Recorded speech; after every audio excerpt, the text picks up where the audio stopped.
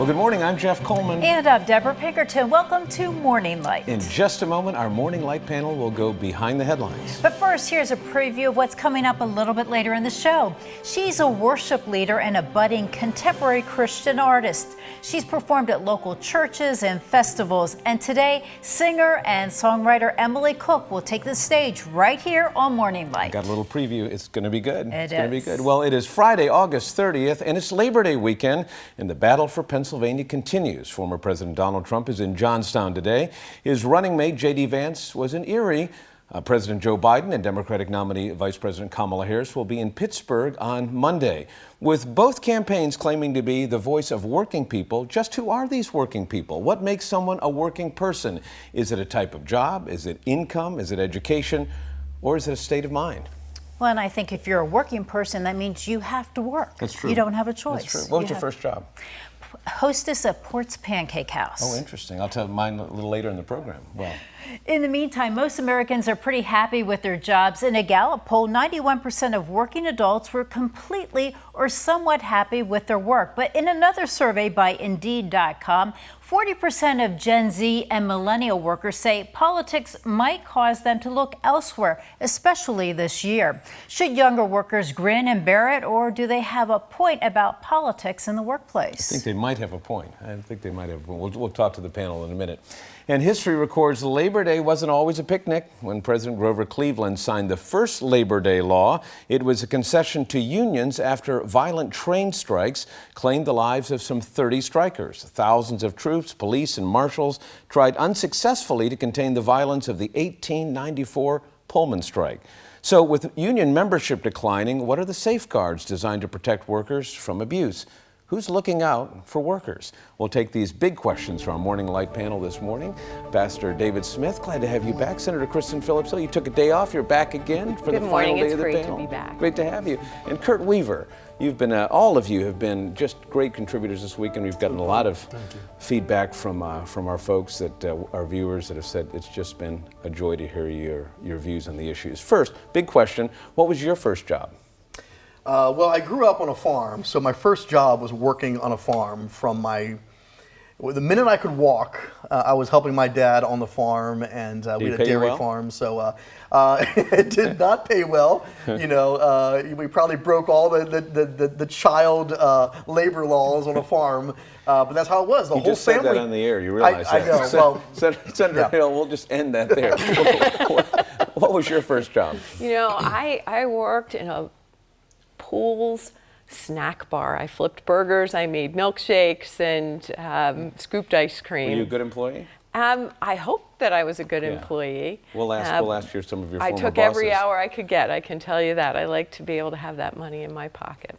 Your first job wasn't as a pastor. It was not. I baled hay. I'm from Greencastle, Indiana, and I baled hay every summer, and it was a wonderful job with my friends, and we had a ball. So since you baled hay, that's kind of in what we'd consider the working man or Joe Lunch Bucket category. What does it mean when you hear politicians talking about reaching out to working people? They talk about this being a block of voters, especially in Rust Belt states like Pennsylvania. What is a working person? It seems as if when they use that term, that they're speaking of men and women who work with their hands, who are truly laboring hard physically, not just mentally behind a desk. Both obviously are work, but that kind of working class person is somebody who's really in the trenches, who's really, unfortunately, sometimes being undervalued and underappreciated. But those are the people that really drive our country. So not necessarily someone behind a desk. What's your definition? You know, I think I would agree with the pastor. I think of my grandfather who went to work every day, walked with his lunch pail to RCA and pressed records. I think of my other grandfather, my grandfather Brown, who worked in the shipyards building big ships. Wow. And I think as a person who represents a district with a lot of working people, we have a huge manufacturing base in York County.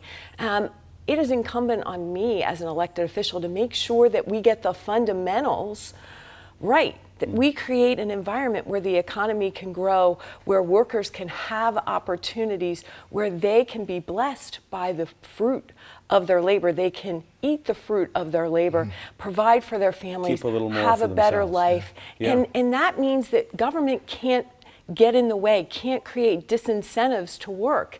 We can't overregulate, we can't overtax.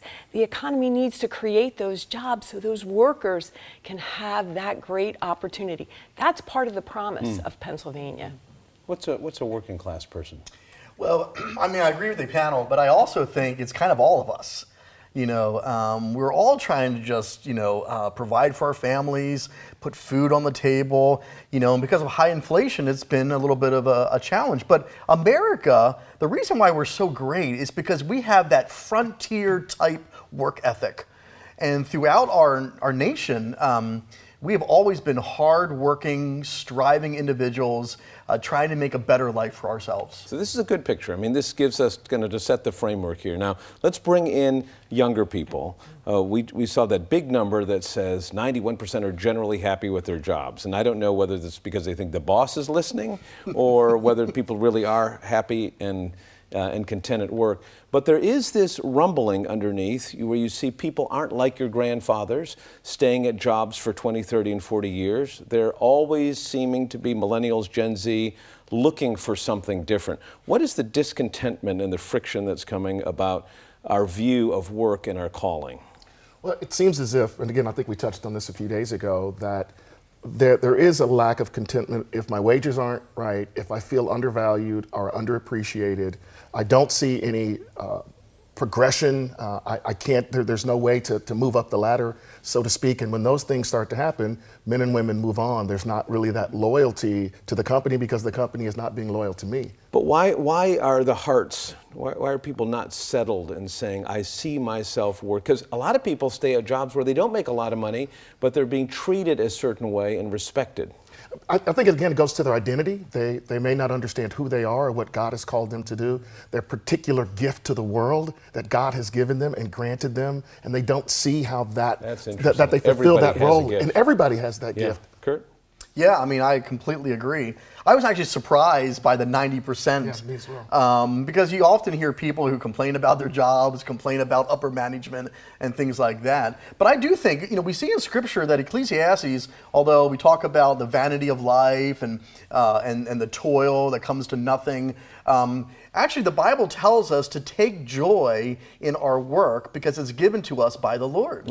And so we're placed on this earth. So having a good theology of work, understanding that God, the creator of the universe, who worked 6 days to create our world, we too then are called to also work gives us for the his pattern glory. and then shows us how to rest too. Right, exactly. And I would build on Kurt's remarks that God really wants us to stay above the fray. He wants us to stay focused on his word and his promise. And in every environment that you are in church congregations, in your kids' little league teams, in volunteer organizations and in the workplace, there's always that politics that So not getting bogged down. don't get bogged down. That's good advice. Keep your eye on the prize, and really it's God's word, it's God's promise, and stay above the fray. And often we've seen that it's not the employees who make that change, it's often the customers of those businesses that go too far astray Bottom up. in the culture and in politics. Customers vote with their feet. Absolutely. So union membership has been steadily declining, especially for those areas we call building and trades. People are not organizing as much. You hear every now and then a Starbucks is going to organize or another chain is going to organize, but generally they fizzle out. So if there are not unions, knowing that unions kind of recognize that this is a fallen world and employers aren't always ethical, what is the responsibility of the employer to look out for employees? Well, and from the church's perspective, God has always looked out for the underprivileged, the underrepresented. Ephesians 6 verse 9 talks about how masters are to treat their slaves, that ultimately they're both, whether it be master or slave, employee or employer. are going to be judged by God, and God is going to hold them both accountable. I think that we were talking in the green room that do unto others as you would have those do unto you, that you treat people the way you want to be treated. And I think as we follow those principles, we'll begin to see that employers will really deal with them from a posture of love and kindness and mercy. Employers have such a big responsibility. Our state is blessed to have some really wonderful Christian employers that, from paid family leave to paternal leave, this notion of having dads a part of the lives of their children at the earliest age, are addressing some of these issues. Senator? Well, I think there's a myriad of different laws at the federal and the state level that address workplace and worker safety. But I think, that do unto others as you would have them do unto you, that's really powerful. But I think of the night before Jesus died. He gathered his disciples, his followers together, and he washed their feet. An incredible act of humility, but also a way that he could elevate all of those people that supported his ministry, in a sense, his employees, and give them dignity and value. As a boss, nothing should ever be beneath you. If you're the first person in the office, make the pot of coffee. If the trash needs to be taken out, take the trash out. As a legislator, I have constituents who come into my district office. If all of the members of the team in my district office are helping other people and that person walks in, I'm going to help them because I've seen this modeled, and nothing should ever be beneath me as a boss. And they, in a sense, my employees are like my extended family. Beautiful. I'm just getting this picture of foot washing and that kind of humility in places like the Pennsylvania State Capitol. So perhaps this is a proposal today, Senator Hill. Kurt, final word, 30 seconds. I think, agreeing with the panel, Jesus even says, if you want to be first, right, you must be a servant of all. Even Christ came to lay down his life and to give his life as a ransom for all. And so Christ uses his life as an example to all of us on how we should treat one another, how masters should treat their employees, how employees should treat, their bosses. And I would say this, Christians should be the best kind of employees in this world. And Christians should also be the best kind of bosses in this world because we have our direct drive from the Lord. Wow. And Christians should be, as a former waiter, should be the best tippers, right? I agree. I agree. It's true. Well, listen, thanks to our panel for joining us today. We've had a great week with them. I think they've earned the right to come back another week. Coming up on Morning Light.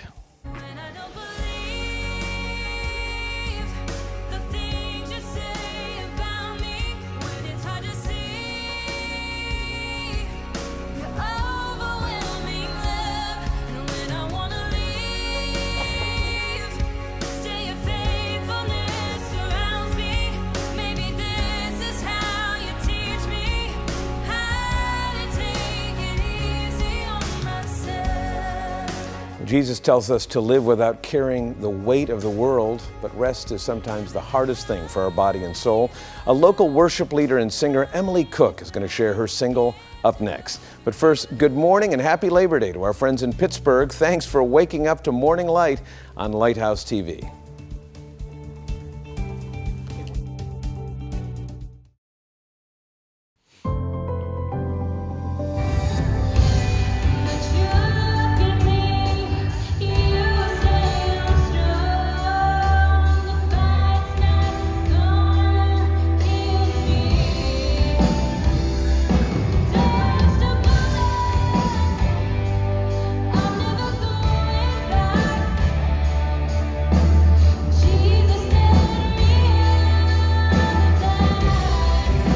Singer-songwriter Emily Cook performing her single Dodged a Bullet at the 2023 Faith into Action Family Festival at the Forum and Auditorium in Harrisburg. And every Sunday, Emily leads worship at Faith Assembly in New Cumberland. And in the near future, she plans on moving to Nashville to pursue a career as a contemporary Christian artist. This morning, Emily Cook is joining us to share her single, Easy on Myself.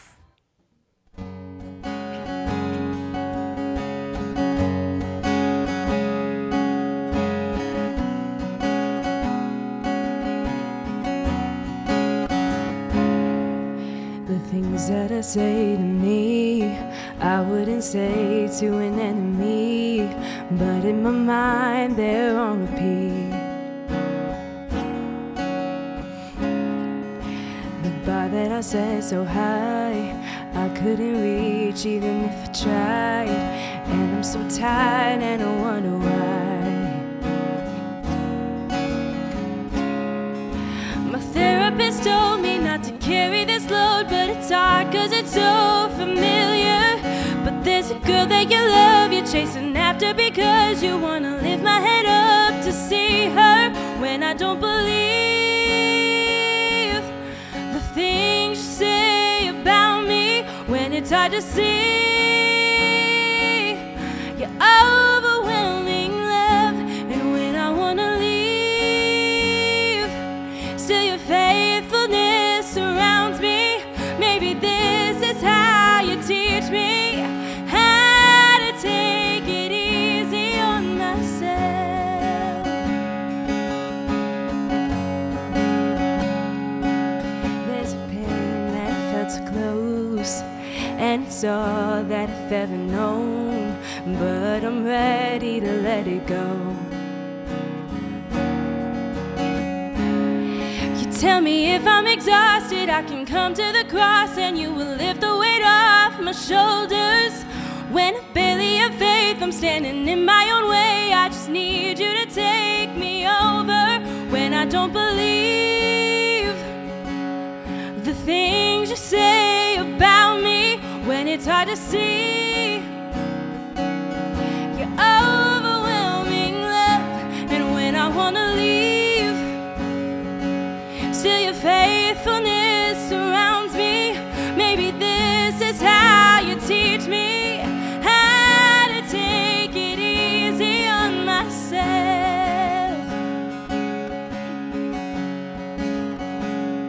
And there is a kind of kindness that you give to those who you love, and I want to give it to myself. And there is a kind of kindness that you give to those who you love, and I want to give it to myself.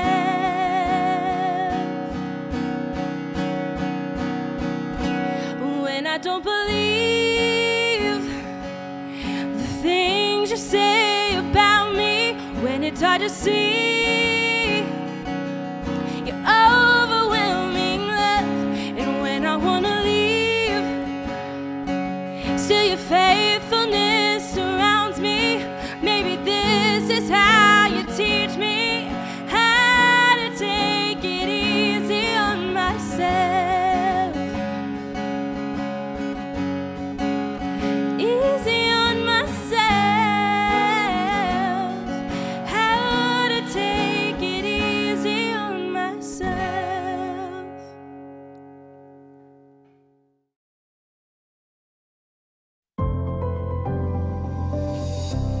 Welcome back to Morning Light. We are back with Emily Cook, who just performed her single, Easy on Myself. That was beautiful. Thank you so much. Why don't you tell us a little bit about the song? So Easy on Myself, as the title says, it was kind of the thought of being easier on myself. We wrote this song, myself, Joel Vaughn, and a guy named Ross King, who is an amazing songwriter out in Nashville. We sat down, and the idea of using the fruit of the Spirit for ourselves as well as other people was brought up in my therapy sessions. And I brought it up with the guys, and Ross looked at me and said, okay, I want you to think of one idea, incident, experience from your therapy that would relate to this idea. And I wanted to be very honest, and when I was a freshman in high school, I was like newly 15, I had a guy who I thought was a friend of mine touch me very inappropriately. And for a long time, I carried a lot of shame and guilt from that experience. And I brought it up with my therapist, and she was like, Emily, you need to go a little easy on yourself here. This isn't your fault. You can't control what somebody else decided to do.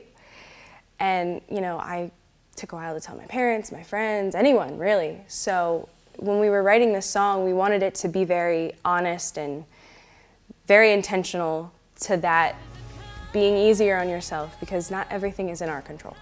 That is absolutely right. So tell us, how did you get involved with Christian music and writing? So I've always had a love for music, and I've pretty much sang all my life, but I wanted to go into either marine biology or some sort of science field. And we had an evangelist come to the church when I was maybe 12, 13, something around that age. And he goes, "What do you feel that God is calling you into?" And I said, "Music, writing, performing, and traveling." And he goes, "That is exactly right." And it was one of those moments where it was like, wait, where did that come from? I never thought that. Okay. So it was one of those things where God kind of drew me into this, and then through connections, I got in with Joel, and he's an amazing mentor, so that was really awesome. And so now you're a worship leader. So where do you see yourself going? Where would you like to go? I would love to be able to travel and perform and continue to write and sing, and all of the music that I love, I would love to be a part of. But I also am not the kind of person who is looking to be popular.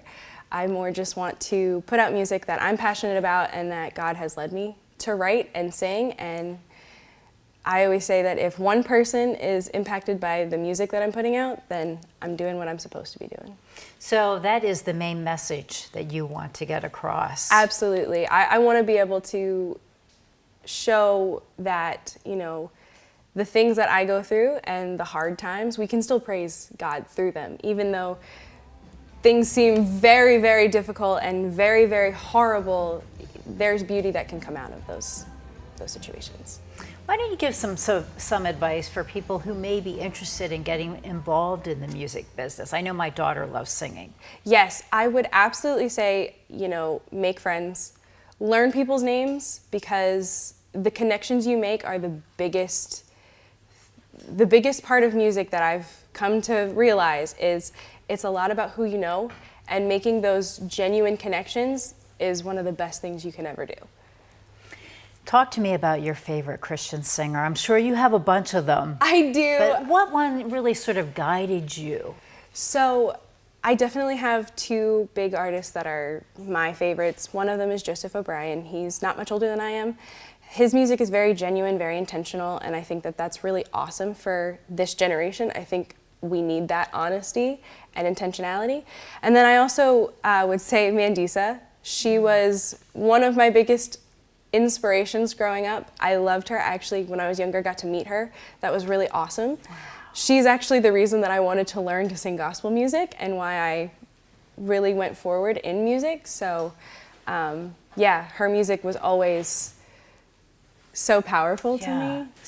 Yeah, so very inspirational. I had seen her in concert too, and heartbreaking with her passing. It was just heartbreaking. It was absolutely heartbreaking, but her music is still out there, and I feel like she does definitely live on through that. Absolutely. Thank you so much, and thank you for performing here today Thank with you. us. You're welcome. And if you would like more information on Emily's music or to book her for an event, you can check out emilycookmusic.com. Stay with us. We will be right back.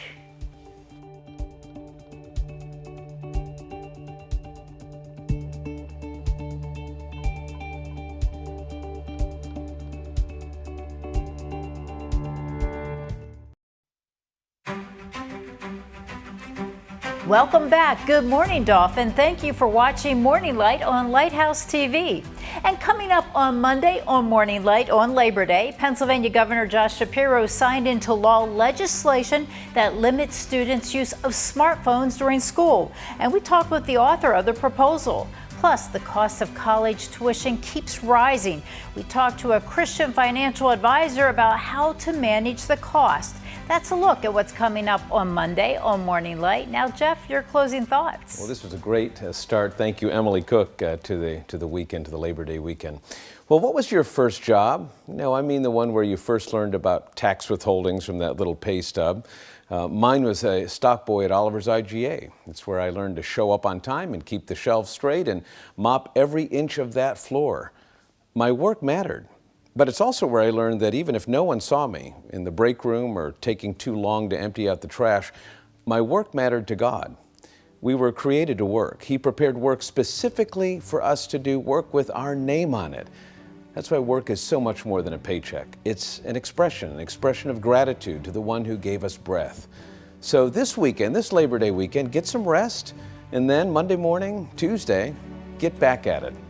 For Debra and the entire Morning Light team, I'm Jeff Coleman. Have a great Labor Day.